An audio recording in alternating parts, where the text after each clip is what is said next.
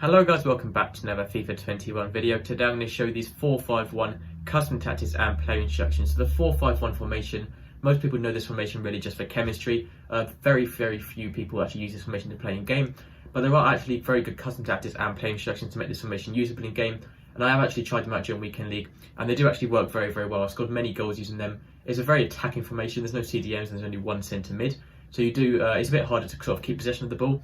But you do score a lot of goals really. I do get quite a lot more goals than I usually do from like using a 4-4-2 or 4-2-3-1 with this formation. So it's actually quite a good formation to use attackingly, maybe if you're a goal or two down. I'm going to show you the custom tactics for this formation first and then the play instructions. I have the defensive style and balance. I don't really like changing that too much, especially this formation. I'll just keep it on balance. I have the width on 5, that's pretty standard. I have the depth on 5 as well. I play a slightly deeper depth usually with this formation, usually about 5. You can even drop it down to 4 if you want to. I recommend not really going much above 6, sort of 4 to 6 is the best really. I play on 5 personally because I have quite slow centre backs compared to most people. If you are playing full backs as centre back though, then you can easily put it up to 6. The reason I have 5 though, it's a very technical formation, there's no CDM help, so you want your centre back sort of to be the main line of defence, that is the only line of defence really. So you need to make sure they are going to win the ball back, because if they get through, they're most likely going to score with the opposition. The defensive style is on balance as well. The reason I use balance is because obviously it's quite hard to find a pass this formation, as there's no centre mids really, there's only 2 cams, but there's no CDM centre mids who you usually pass to. So I use balance really just to sort of do a mixture of everything. It's just much easier really to find a pass and to get an attack going. I have the width on 7 just to really push the left mid and right mid out a little bit wider to give more passing options on the wing, to keep possession easier and obviously start an attack easier. I have my players and boxes on 5. I use 6, but I recommend this formation using 4 or 5 just to make the formation a bit more defensive than it is usually, so that works well there. I have corners on 3 and then free kicks on 1. My striker is on stay central. I use this on pretty much all formations, especially when there's only a single striker, so he's then in the centre of the pitch in line with the goal.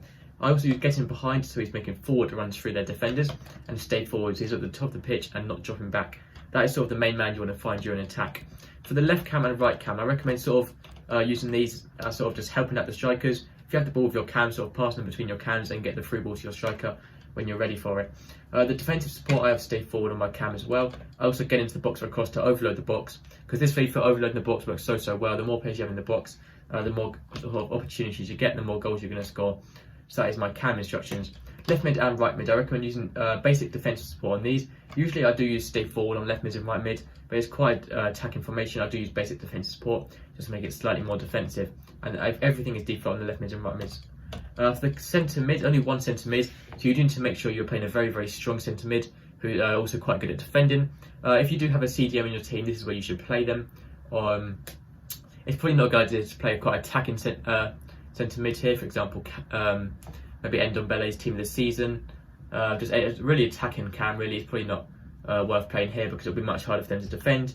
You need to play a very all-rounded centre mid, for example, Renato Sanchez for birthday, maybe Goretzka team of the season, just a very solid CDM or centre mid who's going to do the job all sort of hold onto your team here. This is pretty much the most important position in this formation. I recommend using cover centre on this, so he's in the centre of the pitch, really holding the team together. I also recommend leaving the rest completely default. You can use stay or attacking, especially if you're playing a CDM here, just to really help out the defence. But it can sort of leave a gap in the middle, so I personally leave it on balanced attack.